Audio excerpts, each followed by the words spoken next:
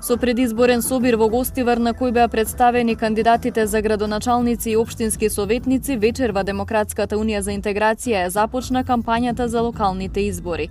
Лидерот на партијата Али Ахмети порача дека ќе продолжат да работат како и досега за поквалитетен живот на граѓаните. Ова е почетна конвенција во која го продолжуваме маратонот на успех кој го трчаме 20 години. Маратон без ниеден пораз и сигурни победи. Многумина ме прашуваат која е тајната на успехот. Не треба многу да се анализира за тоа што успехот бил во вас граѓаните. Нашата тајна е што вие давате се од срце за оваа платформа. Пред нас има уште многу работа, во континуитет да ги правиме работите што и досега ги вршевме, реформи во судството, борба против криминалот и корупцијата. Ќе работиме да го направиме нашето место подобро од вчера.